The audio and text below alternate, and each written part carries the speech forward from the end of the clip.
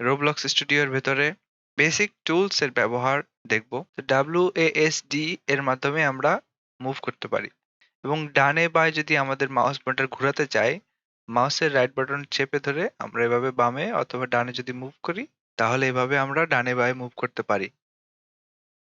আর যদি আমরা উপরে অথবা নিচে যেতে চাই তাহলে কিউ এর মাধ্যমে নিচে এবং ই এর মাধ্যমে উপরে যেতে পারি। হোম মেনুর ভেতরে ইনসার্ট, এই ইনসার্টে আমাদের পার্ট আছে। যদি আমরা পার্টে ডাইরেক্ট ক্লিক করলে ব্লক চলে আসবে। আর আমাদের এখানে পার্টস ব্লক ছাড়াও এখানে স্পিয়ার আছে, ওয়েজেস আছে, সিলিন্ডার আছে। আমরা যে শেপ পছন্দ সেই শেপ নিয়ে আসতে পারি এভাবে। এবং এই শেপগুলো যদি আমরা মুভ করতে চাই তাহলে আমাদের সিলেক্ট টুলের মাধ্যমে আমরা সিলেক্ট করে আমরা এভাবে মুভ করতে পারি। কিন্তু যেহেতু আমি দুটো সিলেক্ট করছি সেহেতু দুটোই একসাথে মুভ হচ্ছে। আমি যদি একটা সিলেক্ট করি তাহলে এভাবে একটা সিলেক্ট হবে। এবং এটাকে ডিসিলেক্ট করতে গেলে আমি সাইডে ক্লিক করে ডিসিলেক্ট করতে পারি। আর এটা আমি যদি ডিলিট করতে চাই তাহলে আমাদের কিবোর্ডের ডিলিট বাটন চাপ দিলে এটা ডিলিট হয়ে যাবে। দূরে থাকা অবস্থায় এই পার্টের কাছাকাছি যদি যেতে চাই তাহলে পার্টকে সিলেক্ট করে এফ প্রেস করব, অথবা এখানে আমাদের পার্ট আছে, পার্টে যদি ক্লিক করি এবং এফ প্রেস করি সাথে সাথে পার্টের কাছাকাছি আমরা চলে আসব।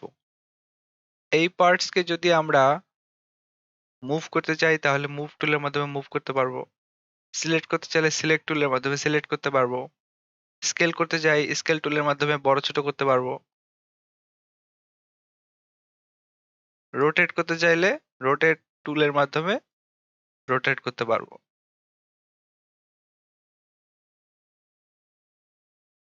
এই পার্টের কালার দিতে চাইলে এখানে কালার আছে অপশন, এডিটের ভিতরে কালার আছে, এই কালার অপশন দিয়ে আমরা কালার দিতে পারবো।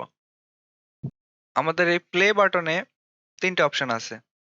প্রথমটা যদি আমরা ক্লিক করি, আমাদের যে রেসপন্ড পয়েন্ট আছে এখানে, এটা হলো আমাদের রেসপন্ড পয়েন্ট। এই রেসপন্ড পয়েন্টে ও চলে আসতেছে। দ্বিতীয় অপশনে ক্লিক করলে আমরা যেখানে আছি সেখানেই স্পন হবে।